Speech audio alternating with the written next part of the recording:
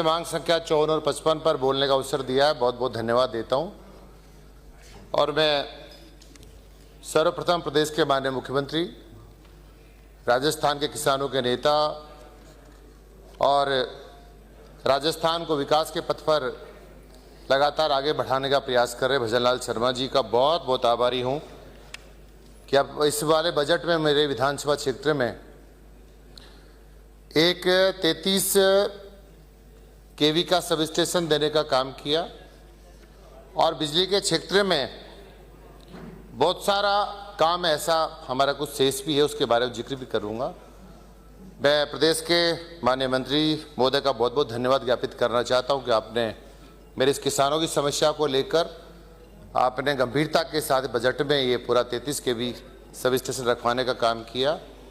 और साथ साथ ही हमारे खाद्य आपूर्ति मंत्री माननीय सुमित गोदारा जी का बहुत बहुत साधुवाद कि राजस्थान में अच्छी पहल आपने की है, जिसमें लगभग 74 लाख लोगों के ऐसे लोग जो वास्तव में खाद्य सुरक्षा से वंचित थे और बिल्कुल गांव के बिल्कुल आखिरी छोर में लोग रहते हैं और जिनकी पात्रता थी, उन लोगों को जोड़ने का काम किया। और मेरी सोम के विधानसभा क्षेत्र विराटनगर में लगभग 37,000 लोगों को आपने जोड़ने का काम किया। मैं दिल की गहराइयों से आप दोनों मंत्रियों का बहुत बहुत साधुवाद देता हूं। देखिए, दोनों विषय बड़े गंभीर हैं, बिजली का विषय और खाद्य आपूर्ति मंत्रालय का विषय। और मैं जूली साहब, एक तो आपको मैं कहना चाहता हूं कि एक आपके अच्छे विधायक बसेड़ी से भी बोल रहे थे, उनको मैं भी धन्यवाद देना चाहता हूं कि ऐसे नौजवान लोग जो जीत कर आए हैं, जीतकर मैं पहली बार ही आया हूं, लेकिन उन्होंने मन बिल्कुल साफ दिल से दोनों मंत्रियों का धन्यवाद ज्ञापित किया है। वरना मैं तो जब आपके दल के द्वारा कोई भाषण होता है या कोई किसी डिमांड पर बोलने का अवसर आता है तो मैं तो विरोध देखता रहता हूं, लेकिन मैं धन्यवाद देना चाहता हूं संजय जी का, जिन्होंने सरकार की और दोनों मंत्रियों की तारीफ करने का काम किया है। मैं अपनी ओर से भी आपका स्वागत करना चाहता हूं। धन्यवाद दिया मुख्यमंत्री जी को, बहुत बहुत धन्यवाद। और मैं आता हूं बिजली के विशेष विषय पर। किसान का बेटा हूं, खेत में रहता हूं और मैं हमेशा कहता रहा कि जब तक किसान का भला नहीं होगा तब तक देश का भला होना संभव नहीं है। पानी तो वैसे चला गया राजस्थान में, पीने का पानी बचा नहीं। ये तो भजनलाल शर्मा जी आए हैं, विजन के साथ आए हैं और राम जल सेतु योजना को लेकर आए। हमारी पहले भी सरकार थी, वसुंधरा जी मुख्यमंत्री थे, तभी लेकर आए थे। आप तो लगातार 5 साल तक बस केवल राज को लगातार इस बात में लगाए रखा कि कौन मुख्यमंत्री रहेगा, कौन नेता रहेगा, कौन नहीं रहेगा। लेकिन अब क्या कहेंगे इससे ज्यादा, जब जनता ने आपको सल्टाने का काम कर दिया तो मैं तो क्या कहूंगा इसमें। अब वो तो परिसंता ने कर ही दिया। लेकिन मैं आप लोगों से भी कहना चाहता हूं, माननीय सभापति महोदय, लोकतंत्र का मतलब केवल विरोध करना नहीं होता। बिजली के विषय को लेकर मैं जो बात कह रहा था, 2 प्रकार की व्यवस्थाएं हैं, एक उत्पादन और एक वितरण। जब उत्पादन होगा ही नहीं राजस्थान में तो वितरण कहां से हो पाएगा। हम तो देखा करते थे कि 4-4 महीने तक डीपीआई मिलती नहीं थी। अब एक साथी ने कहा, मैं पिछली बार चुनाव हार गया था, गांव में जाता था और मैं सभापति वो 4-4 माह तक हमारे वहां आपकी सरकार के द्वारा डीपीआई मिलती नहीं थी और कितना संघर्ष करना पड़ता था। वीसीआर भी ईमानदारी से चेहरे देख देकर वीसीआर भरे जाते थे कांग्रेस के शासन में। लेकिन मैं ज्यादा आपकी चिंता ज्यादा करता हूं, मेरे पड़ोसी हो आप, मैं आपका ध्यान वैसे भी रखता हूं। इसलिए मैं कहना चाहता हूं कि ये लोकतंत्र का मतलब ये नहीं है कि किसी प्रकार से केवल विरोध करें। लेकिन मैं इतना कहना चाहता हूं, हमारी सरकार विजन के साथ और बिल्कुल ट्रांसपेरेंसी के साथ हमारी सरकार लगातार काम कर रही है। कितने सारे हमारे सब नेताओं के द्वारा कहा गया, लेकिन मैं राजस्थान की बात तो अभी सभी लोगों ने रखी है।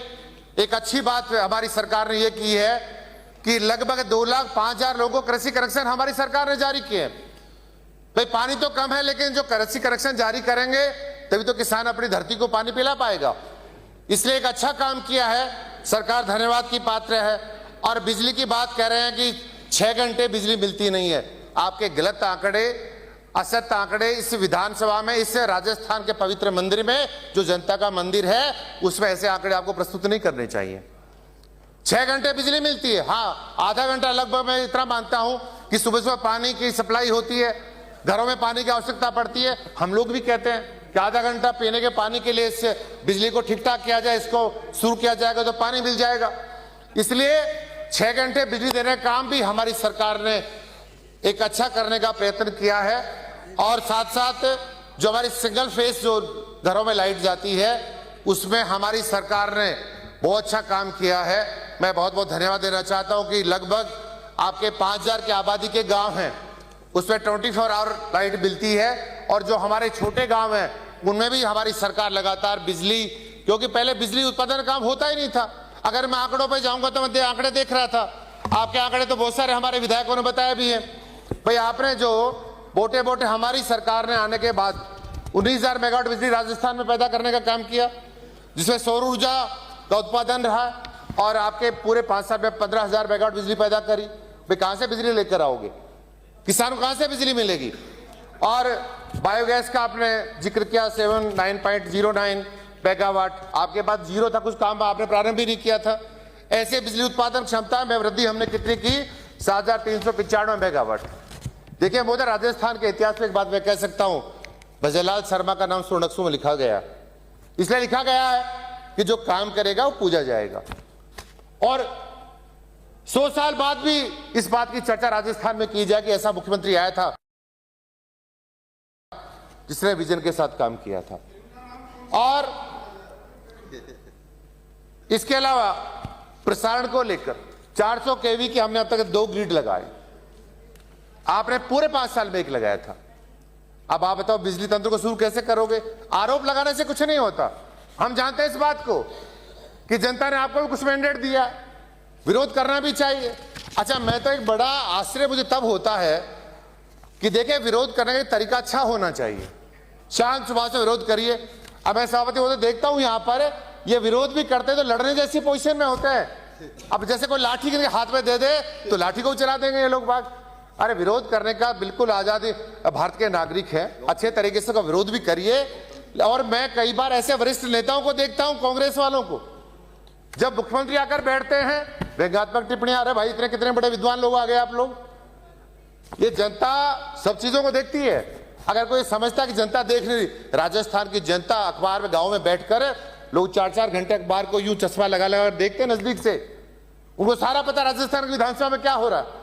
और मैं जिक्र कर रहा था 132 केवी के सब स्टेशन हमारी सरकार ने 2 साल में 45 लगाए, और आपने मात्र 20 सब स्टेशन लगाने का काम किया था।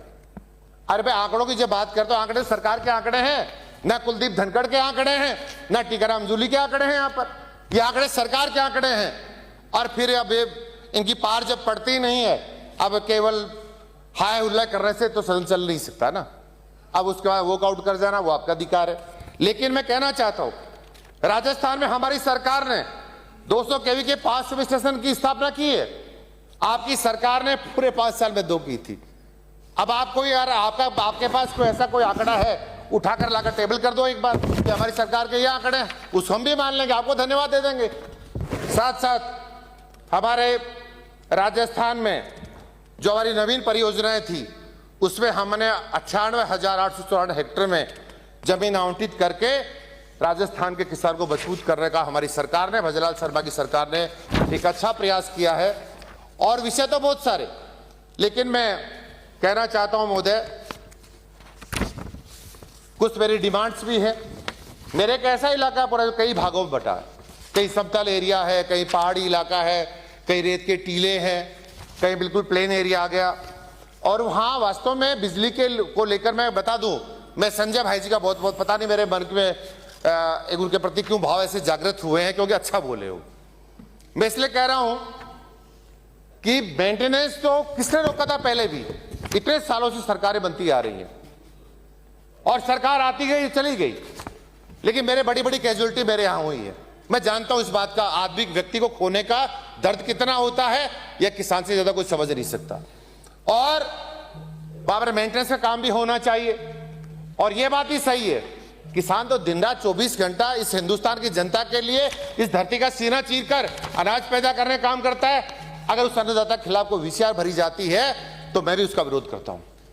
मैं निवेदन करना चाहता हूं सभापति महोदय कि जहां मेंटेनेंस का काम माननीय मंत्री महोदय आपसे भी करना चाहता हूं, वैसे आपके अधिकारी लगातार अच्छे काम कर रहे हैं। साथ साथ में ऐसा कुछ एरिया हमारे है जैसे भाबरू बड़ा क्षेत्र है, वहां पर काफी बड़ा बर्डन रहता है आसपास हमारे विराटनगर में।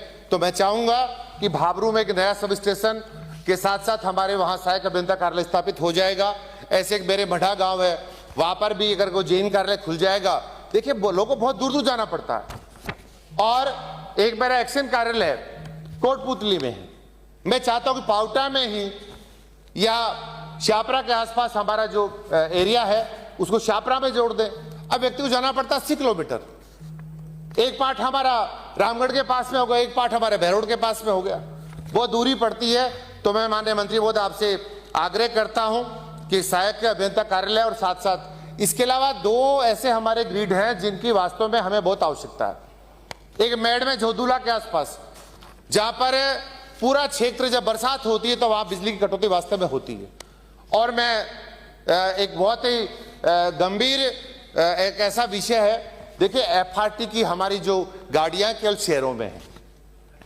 अब ये लोग कर गए थे पहले, लेकिन इनके पद चिन्हों पर हम थोड़ी चलने वाले हैं। इसलिए मंत्री महोदय कहना चाहता हूं कि देखिए शहरों में एफआरटी की टीमें आपकी काम करती है, अच्छा काम करती है, नो डाउट, लेकिन ग्रामीण परिवेश में भी, ग्रामीण क्षेत्र में भी अगर एफआरटी गाड़ियां काम करेंगी, टीमें काम करेंगी तो किसान को वो उसका लाभ मिलेगा। इसलिए एफआरटी टीम को आप आगे बढ़ाइए। और साथ साथ हमारे कुछ ऐसे बहुत बड़े ग्रिड हैं जहां पर बर्डन बहुत ज्यादा है। एक नगरोपरा हमारी पंचायत है, वहां का जो ग्रिड है उसका विस्तार करिएगा। अगर उसका विस्तार करेंगे तो हमारे बहुत सारे किसानों को उसका लाभ मिलेगा। और साथ साथ मेरे किशनपुरा ग्रिड है, उसका विस्तार करना बहुत आवश्यकता है। हमारी सरकार ने फैसला किया, बजरलाल शर्मा की सरकार ने फैसला किया कि हम किसान को दिन में बिजली देंगे। राजस्थान के 22 जिलों में दिन में हमारी सरकार लगातार बिजली देने का काम कर रही है। और जो वंचित जिले हैं उसमें हमने कहा 2027 तक हमारी सरकार का एक विचार है और संकल्प है, उस संकल्प को हम पूरा करेंगे।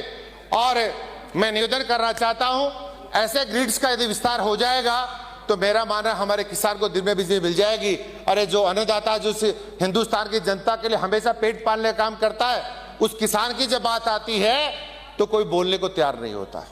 लेकिन मैं शुद्ध रूप से जहां पर खेत और खलिहान में रहकर जीवन यापन करता हूं, यही मैं आग्रह करना चाहता हूं माननीय प्रदेश के मुख्यमंत्री महोदय से कि आप किसान के विकास के लिए, मजदूर के विकास के लिए, नौजवान के विकास के लिए इस राजस्थान को जिन ऊंचाइयों पर लेकर जा रहे हैं, ये हिंदुस्तान का इतिहास हमेशा इस बात का साक्षी बनेगा।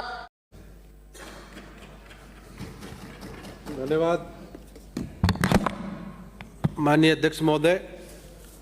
आज मुझे ऊर्जा एवं खाद्य एवं नागरिक आपूर्ति पर बोलने का मौका दिया, उसके लिए मैं आपका धन्यवाद करता हूं।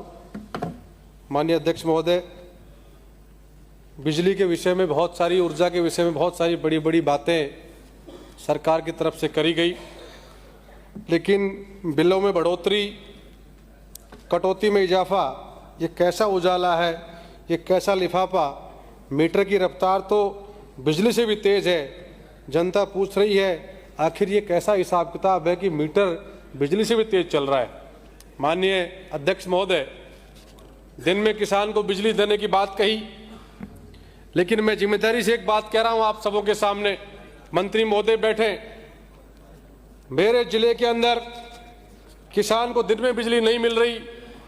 किसान को सर्दी के मौसम में रात में बिजली मिली है और गर्मी के मौसम में दिन में बिजली आती है, जिससे धूप का जो आती है जमीन गर्म रहती है और उसमें किसान पानी नहीं दे सकता। मेरा निवेदन है आपके माध्यम से कि सरकार इस वायदे को पूरा करना चाहती है तो आने वाले वक्त के अंदर हमारे अलवर जिले, पूरा पुराना अलवर जिला, खैरतल, तिजारा, कोटपुतली, उसमें भी दिन में बिजली देने का काम करें, जिससे वहां का किसान भी ये कह सके कि हाँ सरकार ने जो वायदा किया उसमें क्षणिक मात्र कुछ काम पूरा करने का काम किया है। ये बात मैं कहना चाहता हूँ। आए दिन हम लोग देखते हैं गांव में मेंटेनेंस के नाम के ऊपर पैसा खर्च होता है, लेकिन वहां पर आप देखिए हालात क्या है कि तार झूल रहे हैं, रोज दुर्घटनाएं हो रही हैं, रास्ते के अंदर बीच में पोल खड़े हैं और दूसरे विभाग के लोग उस सड़क को बनाने का काम कर देते हैं जो बड़ी दुर्घटना होने का कारण बन जाते हैं। मेरा निवेदन है मंत्री महोदय से कि इस प्रकार से सड़क बनती भी है तो अपने विभाग के जो पोल लगे हैं उनको साइड में करने का काम किया जाए ताकि वहां के जो दुर्घटना होने से लोगों को बचाया जा सके। माननीय अध्यक्ष महोदय, बहुत ही महत्वपूर्ण विषय है।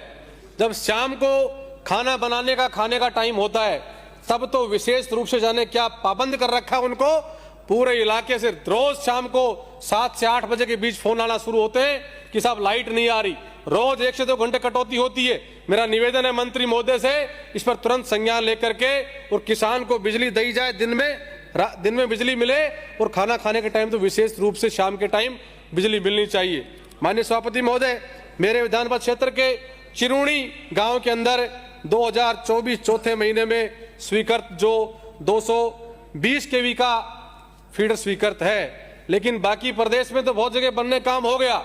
ये सोतेला व्यवहार कर रहे हैं मंत्री जी, ये जाने क्या कर रहे हैं। मेरे क्षेत्र के अंदर उसको आज दिन तक चालू करने काम नहीं किया है, वो पेंडिंग पड़ा है। जब किसान के रबी की फसल का सीजन आता है तो किसान के वोल्टेज के अभाव में उसकी मोटरें जल जाती हैं, ट्रांसफार्मर जलने काम होता है, किसान को भी नुकसान होता है और विभाग को भी नुकसान होने काम हो रहा है। इसलिए मेरा निवेदन है मंत्री महोदय से कि जल्द से उसको जो फीडर को लगाने का काम किया जाए। मेरे विधानसभा क्षेत्र के बधीन गांव में 33 केवी का जीएसएस स्वीकृत है, लेकिन पिछले 2 सालों से वो लटका हुआ है। कोई ठेकेदार ब्लैक लिस्ट हो जाए तो उस ठेकेदार को ब्लैक लिस्ट होने पर सरकार आउट ऑफ टर्म जाकर के कोई योजना बना करके उसको काम को पूरा करना चाहिए, ना कि वो पूरा काम अधूरा पड़ा रहे।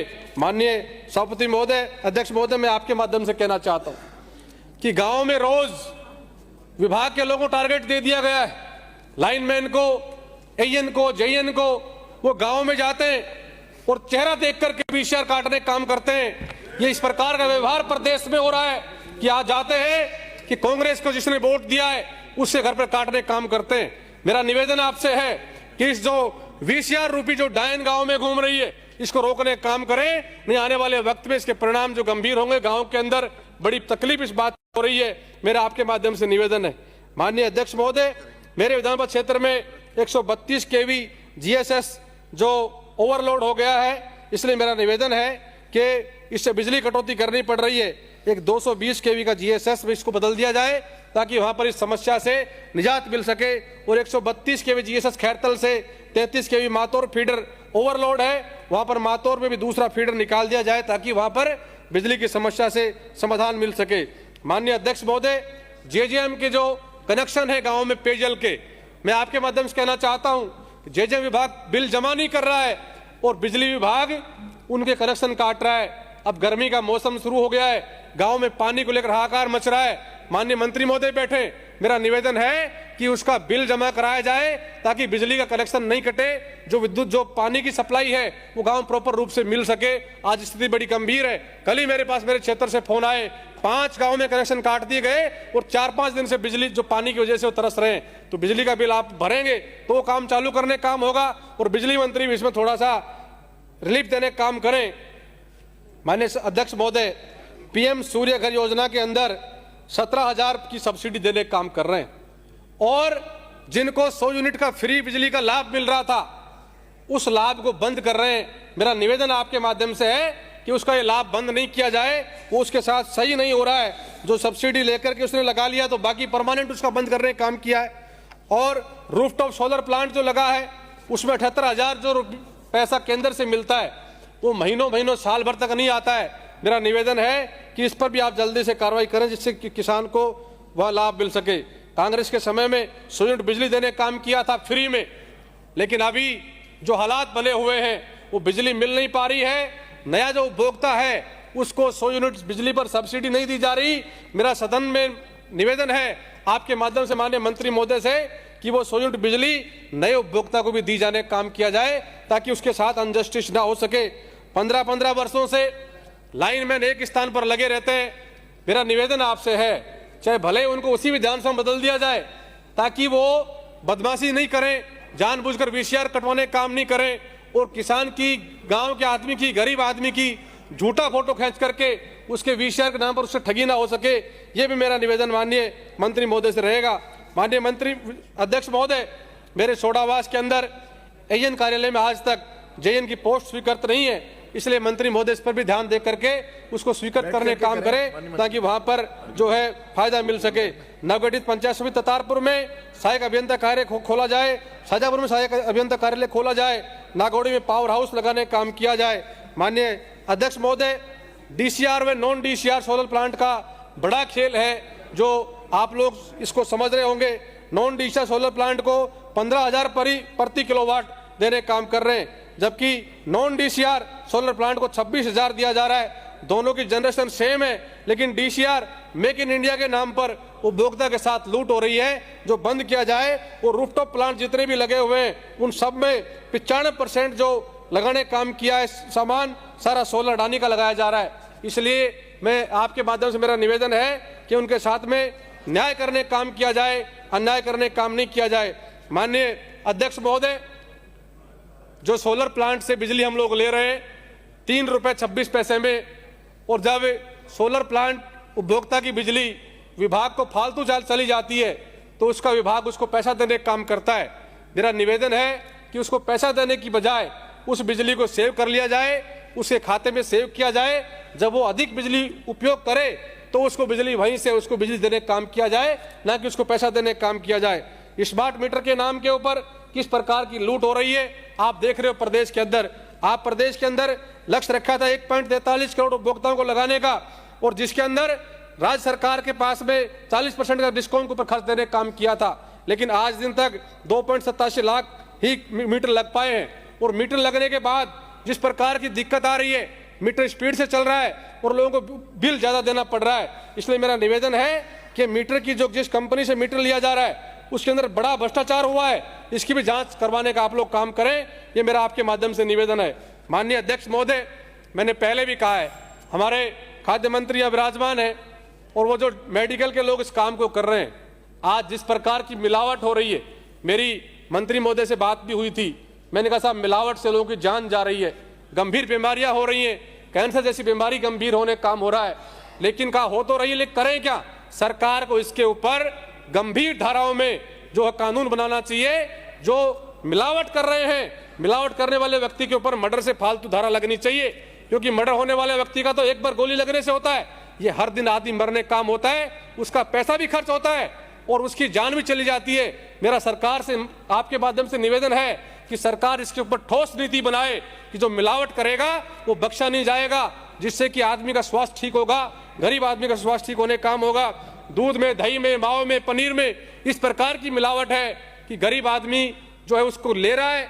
आप लोग बड़े लोग तो नहीं लेते हो, मैं देखता हूं पनीर सब्जी नहीं खाते आप लोग, लेकिन गांव का आदमी उसको ले रहा है, उसको बंद करने का काम किया जाए। जोगाराम जी गर्दन तो हिला रहे, लेकिन काम इस पर कानून बनाने का काम करें जिससे कि गांव के आदमी को राहत मिल सके। राशन डीलरों का मानदेय बढ़ाने का काम किया जाए। एक मिनट, मेरा निवेदन है मंत्री महोदय से कि ये जो राशन डीलर हैं, बहुत बार राशन डीलर भ्रष्टाचार के मामले में फंस जाता है और हम लोग उसको चेंज करते हैं, तो कहीं ना कहीं जानकारी के सिस्टम में किसी दबाव में, प्रेशर में 2-3 पंचायतों को छोड़कर तीसरी पंचायत को हम लोग देने का काम करते हैं, और वो व्यक्ति उस गांव में जाता नहीं है, राशन नहीं बांटता है, जिससे कि उस व्यक्ति को परेशानी होती है। और जो अभी भी राशन डीलर हैं, उनकी ग्राम पंचायत के 3 गांव लगते हैं, तो तीनों गांव में नहीं बांटते। मेरा आपके माध्यम से निवेदन है मंत्री महोदय से कि इस पर आप लोग ठोस नीति बनाएं कि वो व्यक्ति दूसरे गांव में जाकर के उस गांव में राशन बांट करके आए, ना कि वो अपने घर पर राशन बांटे। और राशन बांट करके आएंगे तो प्रत्येक व्यक्ति को, गरीब आदमी को राशन मिलेगा, नहीं तो सीधा उनके पास में फिंगर लगवा करके और तीसरी करने काम करेंगे। मेरा आपके माध्यम से निवेदन है, मेरे पास कहने के लिए बहुत सारी बातें थी, लेकिन अध्यक्ष साहब घंटी बजा रहे बार बार। आपका बहुत बहुत धन्यवाद करता हूं कि आपने जो मुझे इस पर बोलने का मौका दिया। लेकिन मैं 4 पंक्तियां मैं कहूंगा माननीय अध्यक्ष महोदय। मिलावट से जो कमाए वो अमीर हो गए, जो मिलावट से कमाए वो अमीर हो गए, गरीब का बच्चा बीमार और कमजोर हो गया। हुकूमत अगर सख्त ना हुई तो इस बार हर घर का निवाला खतरा हो जाएगा।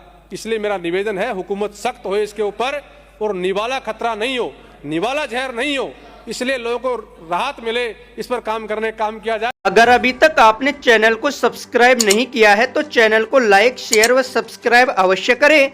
जिले की तमाम छोटी बड़ी खबरों को जानने के लिए बने रहे वॉइस ऑफ कोटपुतली के साथ। बालाजी फिनसर्व, जहां मिलती है आपको वाहन बीमा, स्वास्थ्य बीमा, म्यूचुअल फंड, जीवन बीमा, फाइनेंस, साधारण बीमे की सभी सुविधाएं। कार्यालय बानसूर महाविद्यालय के पास, बाईपास रोड, बानसूर। मुख्य कार्यालय लालकोठी, कोटपुतली। अधिक जानकारी के लिए संपर्क करें 8302367656।